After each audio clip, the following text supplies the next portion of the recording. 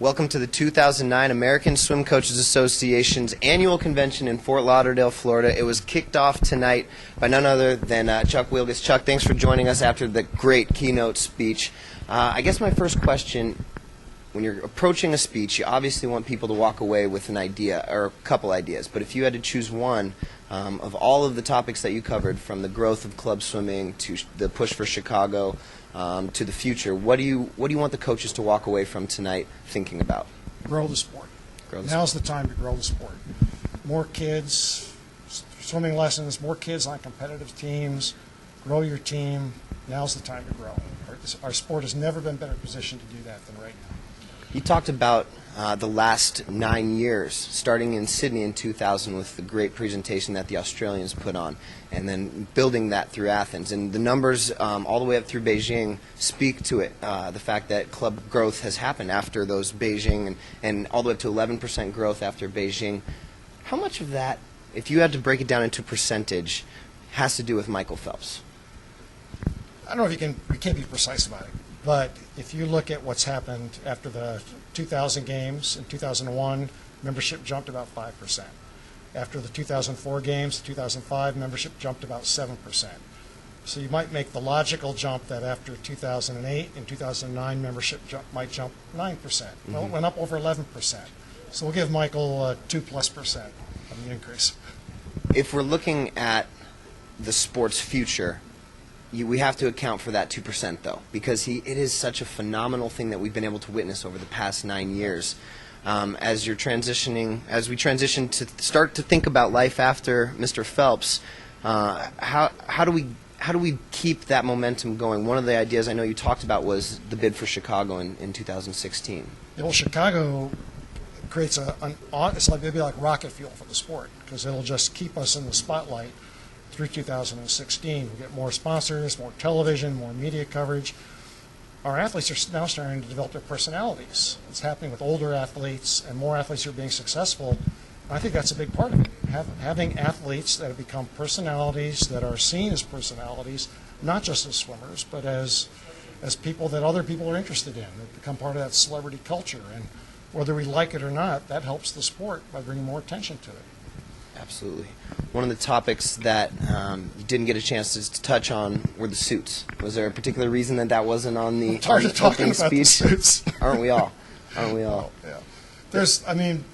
It is what it is, and we'll just see where it goes. I don't think we've heard the end of it with the suits, but I think for right now we're just going to focus on what the rules are today and what the rules are going to be for the next foreseeable future, the next year. We talked about a little bit of college swimming and the situation that college swimming finds itself in. You made it clear that you believe that it's going to continue to get worse before it gets any better. I think that's something that we're all beginning to realize at this point. Do you think that USA Swimming's support of the professional swimmer has anything to do with that, or how that plays into the college swimming atmosphere at all? No, I think they're two unrelated things. I think that as money has come into the sport, it's allowed swimmers, after they get out of college, to continue their swimming career. And I think that's a good thing, but I don't think that does anything to hurt college swimming. I think the factors that are hurting college swimming are the economics of what's going on in Division I college sports today, and those economic realities are hurting Olympic sports. And I just think it's not just swimming, it's going to be other Olympic sports as well. There are very few athletic departments that finish in the black. Mm-hmm. They're losing money. Mm-hmm. And they're going to cut sports to make up that difference. Is there anything you see USA Swimming doing to make steps towards helping that situation? Well, a couple of things.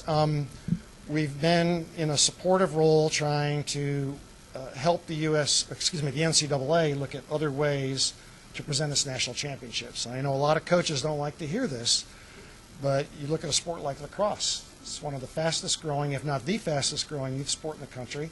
They've taken their NCAA championships and turned it into a destination event now, and it's getting a lot more attention. We seem to be satisfied with the status quo with our NCAA championships.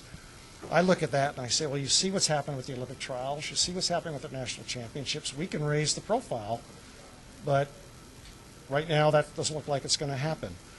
I think both USA Swimming and the USOC can do things to try to raise the level of importance of college swimming. I've recommended to the USOC that they actually create a department and hire a staff solely to work on Olympic sports.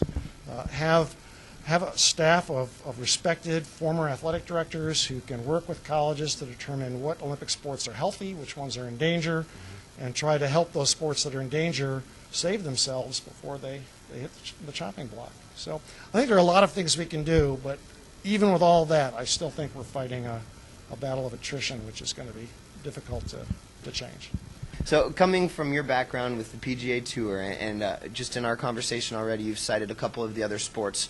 Are there any sports out there that you see the coaches as the predominant draw? Well, I think you look at a sport like college basketball. Coaches are personalities. Mm-hmm. Those personalities are getting big salaries. Now, those big salaries are tied to winning, but cameras focus on those coaches. Reporters report on those coaches, good and bad.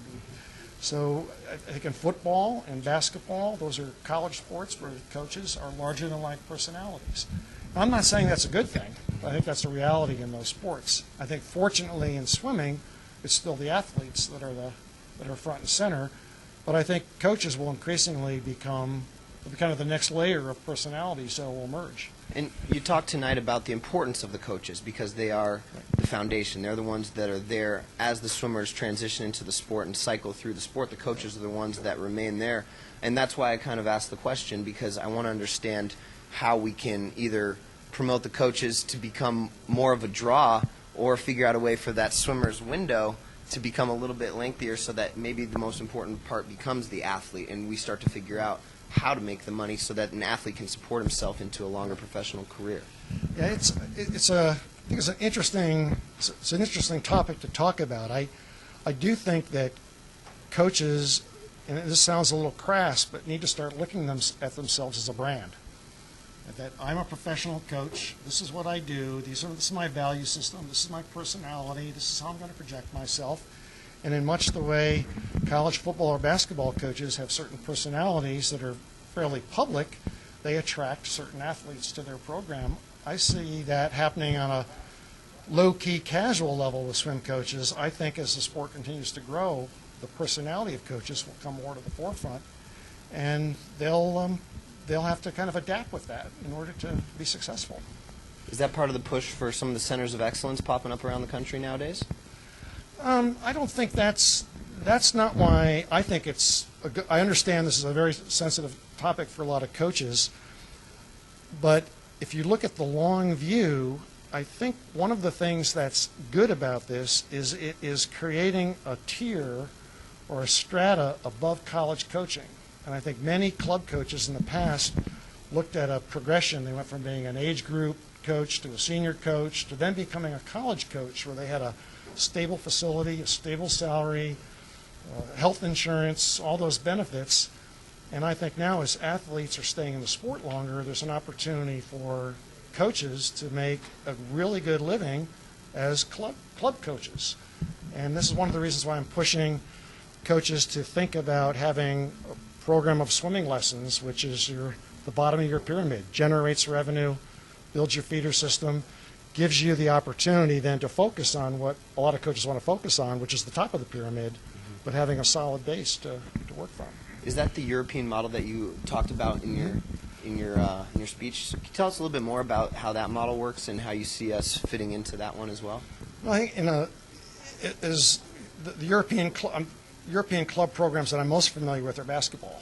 And you'll see a lot of American players play as import players on European club teams that are allowed to have 2 import players on their senior team. And as part of their arrangement, many of these players go to Europe and they're given an apartment and they coach in the youth program within the club. And they might referee games in the junior cadet program in the club. And they might play recreationally with some of the masters players in the club, but what they're really there for is the player on the senior team. but they have all these other duties around the club, and the club becomes a lifestyle, much like a country club for golf or for tennis, where you've got from cradle to grave people participating in activity they love.